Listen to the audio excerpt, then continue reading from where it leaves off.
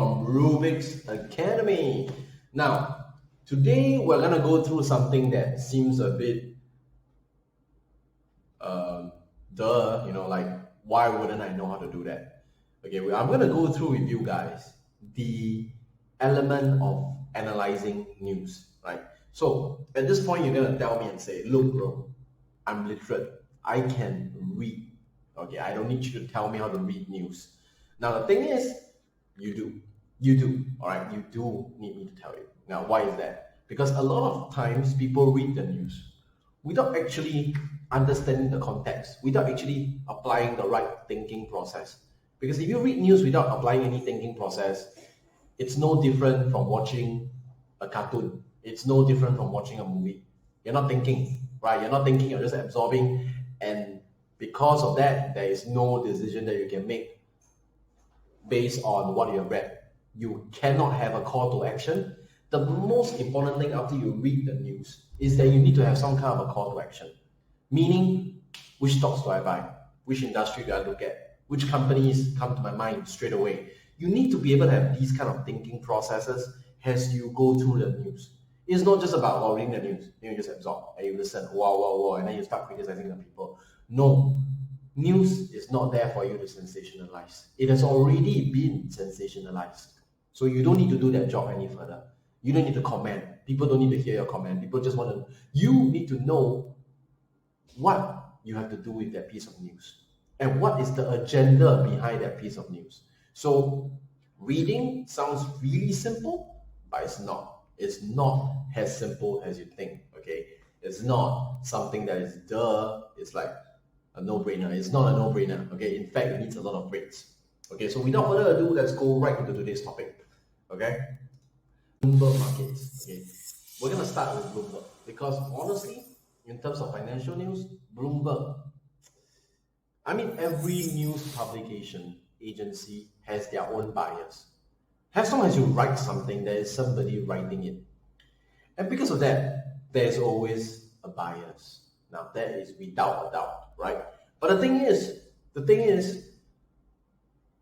at least in terms of all the news agencies I see, Bloomberg appears to be the most neutral, and they are very informative, and they update in real time.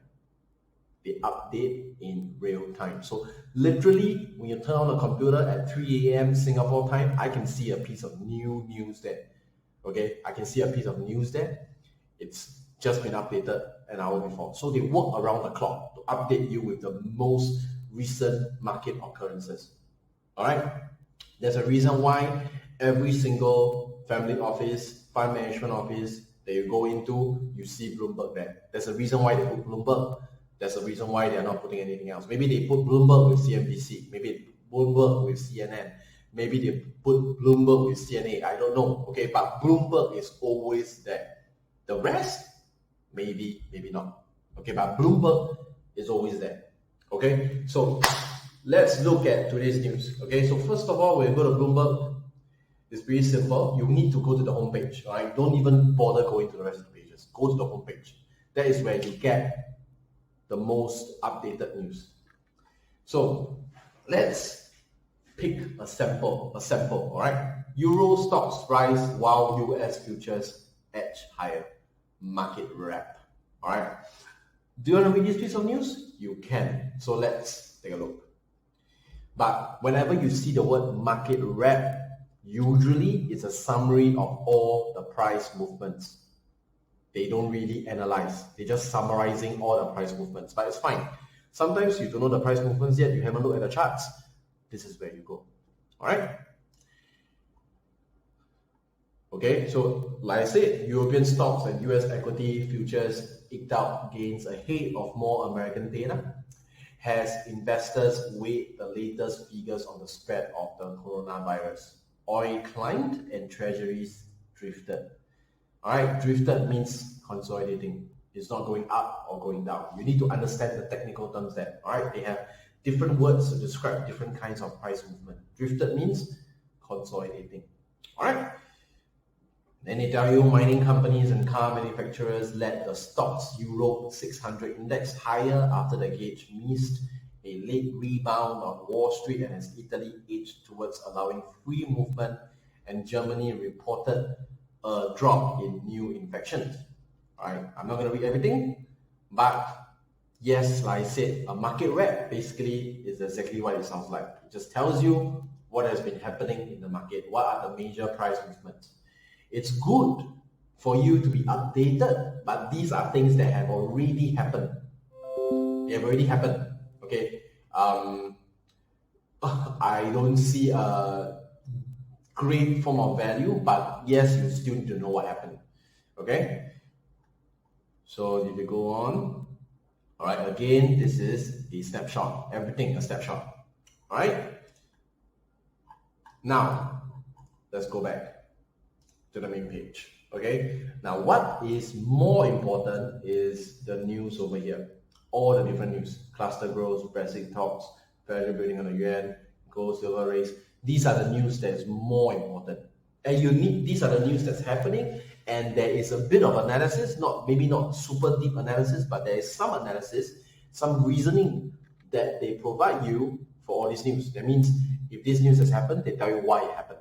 That's important, because from the reason, that is how you predict what's going to happen in the future, right? So again, let's do an example. All right, look at the big headline over there. Clusters grow in Asia. Italy to remove more limits. Now, that headline already tells you so many things. Number one, why did Bloomberg put these two lines together? It's not just because they are all related to the virus. No, it's not as simple as that. These two lines, they put it together as a form of juxtapose, all right, juxtapose. Meaning, they are trying to tell you Asia has a different concern than Europe.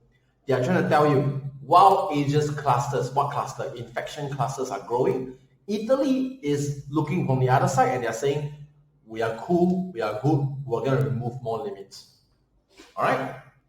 That is the reason why they put these two things together. Bloomberg's headlines are as neutral as they get, but that doesn't mean that there's no agenda. They are trying to prove to you or show you that Asia and Europe has a very different outlook on the virus. Okay, never mind, let's go on. So it tells you Italy will allow citizens to move freely between its regions in June. In the US, Speaker Nancy Pelosi is pushing ahead with a vote on $3 trillion Democratic-only virus relief bill. The cost of the pandemic could reach as much as 8.8 trillion, all right? So it's money being spent by governments, on top of money being spent on governments, on top of money being spent on governments, all right? With governments, by governments, on fighting the effects of the virus. What effects? The economy effects of the virus. All right, key developments, virus tracker. All right, so now there's a lot of details that go into the writing of an article, right? But you just need to understand the gist. Italy is lifting up its lockdown, is loosening its lockdown, all right? That's basically the gist. That's the gist of the article. Now, China launches more vaccine candidates. All right, so China is, the news is telling you that China is researching the vaccine. Okay, what's happening in Costa Rica? What's happening in Ireland? What's happening in Germany? What's happening in Slovenia? Declares its outbreak over. All right, so what are you supposed to do with all this information? What are you supposed to think? What should be your thinking process? How do you apply this data? It's very simple. You look at this data and you make a stance.